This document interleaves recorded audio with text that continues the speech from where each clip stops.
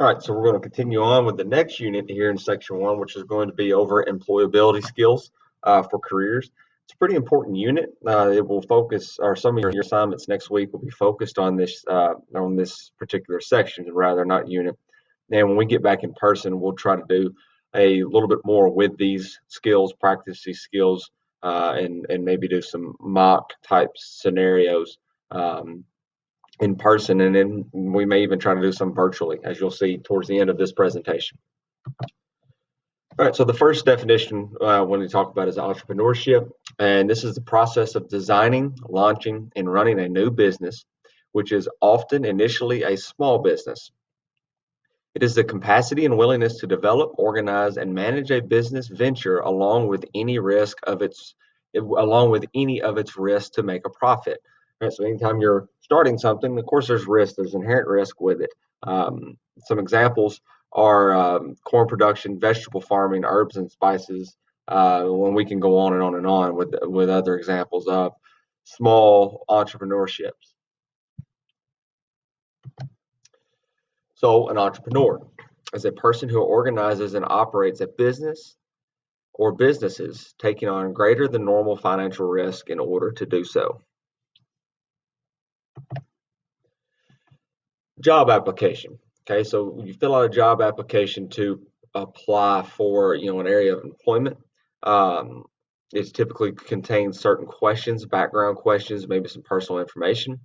It is a first type of step to use to determine the best candidate to fill a specific role within a company, and it can contain detailed questions, general questions, or both.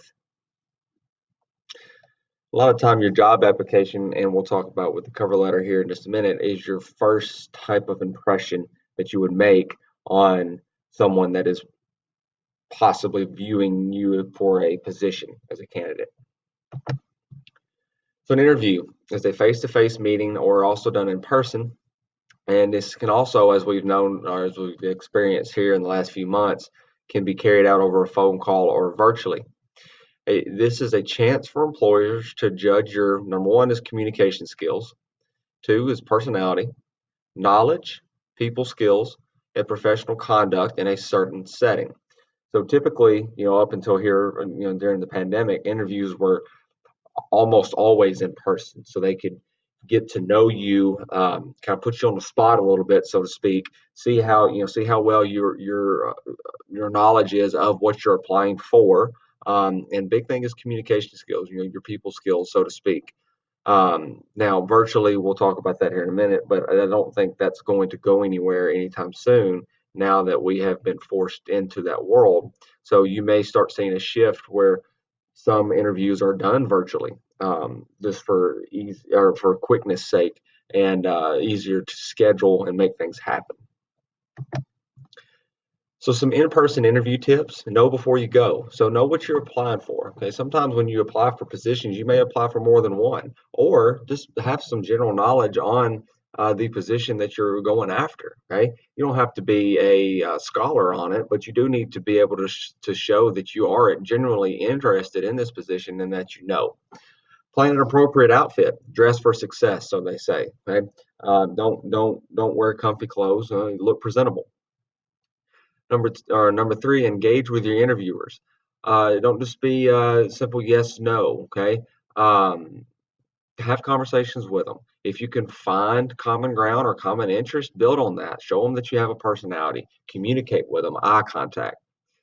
Be more interested than interesting. Okay, what that means is actually show the interviewers that you are genuinely 100% interested in them and with the questions that they're asking in their company or whatever position it is you're going after. Don't go in there trying to be the one to steal the show, so to speak. Don't be afraid of silence. Okay, sometimes there is some silence. We call it wait time in school. It's awkward. I agree. Okay? It's something that everybody has to work on, but don't be afraid of silence. Okay, sometimes silence is not a bad thing. Be conscious of nonverbal cues. Okay, again, eye contact. Look at facial expressions. Do they seem interested? Do they not seem interested? If they're not interested, what can you do to get them back interested? Okay, all the nonverbal cues, body language cues. Be aware of those. And again, this is not an exhaustive list. There's a lot other in-person interview tips. So resume. A resume is a document created and used by a person to present their background, skills, and accomplishments. It can be used for a variety of reasons, but most often they are used to secure new employment.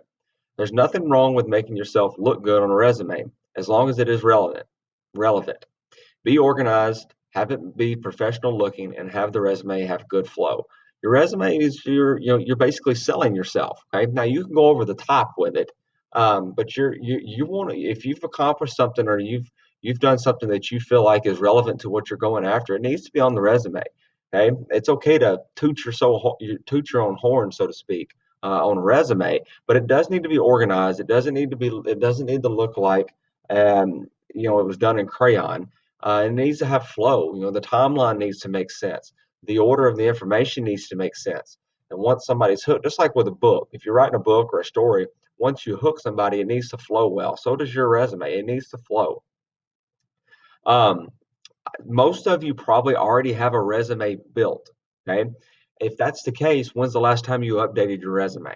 Right? If you have not done so, you need to do so. You need to try to update that at least once a year. I try to update mine once a year, even though I have not sent it anywhere in 5, 6 years.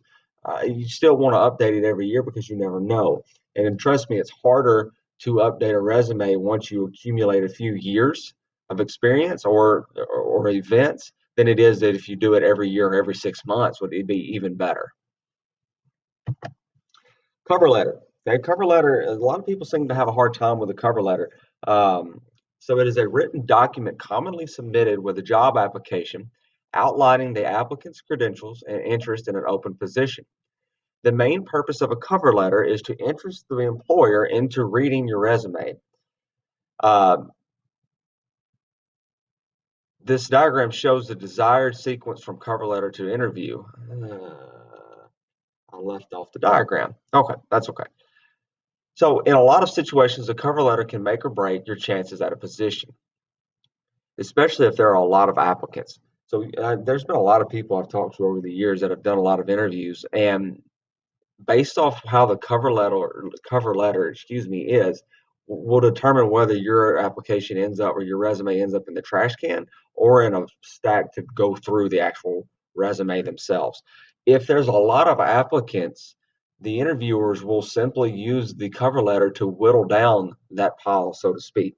So your cover letter has to have a good first impression. Okay? It has to do what is intended to do, which is to catch the attention of the person that is going to be conducting, or the persons, plural, that is going to be conducting the interview.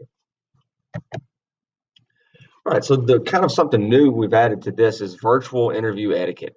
Okay, as we said, when we've experienced since March, the virtual world is taking off, and I don't think it's going to go anywhere. Um, I do think we'll be back in person soon, but I don't think things that we do virtually will just disappear once we get back in person. I think employers, schools, everything has experienced a virtual world, and there are some benefits to it, and there's some negative, there's some positives to it and negatives to it, just like anything. So virtual interview etiquette, there's some things that are different than your in-person interview tips. Number one, you have to test your it's a good practice to test your technology prior. What I mean by that is, number one, figure out which software is going to be used for your interview. If it's Zoom, then practice or try using Zoom at your home or wherever you're going to do the interview before the interview. Don't let it be the first time you log on to Zoom be when your interview is. And you might have to download a certain software, which may take time. You might need more broadband. Your Wi-Fi may not be good enough to run Zoom. The lighting may be bad. There's a lot of different things that you need to figure out before your actual interview. Number two, minimize distractions, especially if you're at home. Think about it. When we go home to relax. Our hobbies are there, our relaxation places are there. If you're going to do a virtual interview at home, you need to find a spot at home where you're not going to be distracted, away from TV, away from any other family members or pets or anything that may take away your eye contact or 100% of your focus on the interview. Number three, sit down prepared. Avoid the temptation to Google answers. Okay, let me say that again. Avoid the temptation to Google answers. You may laugh or smile at that, but think about it. We live in an age of technology where if we don't know something, what do? We Google it. Okay, we Google it, whether it's on a phone, whether it's on a tablet, whether it's on a laptop. It's a habit. You have to avoid that because you can tell by watching through a camera on someone's computer if they're looking at different parts of the screen. If my eyes are floating around the screen, then you probably can infer that I am not looking at you. I'm looking at a lot of different pages I have pulled up, or I may have pulled up my resume to help me remind myself of what I put in my resume. Be prepared before you sit down. Eye contact with the camera, which is going to give you eye contact with the interviewers. Also, know your why. Why are you going after this position? That is huge to me than thinking about when you interview. If you know your why, if you know why you want it, then you're going to interview well. Practice. Don't memorize. Don't memorize what you're going to say. Just practice it. Practice interviewing. Find someone to ask you questions. Find someone to talk about your resume. Find someone to talk about the position you're going after. Just practice. Don't be robotic with it. Have personality, but you do need to practice. Monitor your body language. Okay. Again, it's different because you're in front of a screen. Don't let your shoulders droop or don't roll your eyes just out of habit or huff or puff or look bored. All those things are still going to be important. You still have to dress the part. Even though you may be at home, you still have to put on business, dress for success, so to speak, type of clothes. And also, you want to make a connection, a little bit harder virtually, but you can still find common ground. Be yourself. Number 8, be yourself. Okay. Don't be something that you're not. Don't become fake just to get a position because it will eventually come out. Be who you are. If you're supposed to be or have that position, I really believe you'll have a shot at getting it. Don't be something different just for an interview. And last but not least, immediately follow up. Send out individualized emails to each person, not a group email, individual emails to each person that interviewed you within 24 hours of the interview, just checking up, saying, "Hey, I really appreciate the interview. I really appreciate you considering me for this position. If you need anything else from me, please do not hesitate to ask." Something like that. Okay, very professional. Don't shorthand things. Um, very business oriented with your emails. All right, so kind of to wrap this up here, Supervised Experience Program or SAEs. This is a planned practical activity that helps students develop skills, competencies, and experience in a career area of the student's choice. The program should be designed to implement specific agriculture and academic knowledge and skills.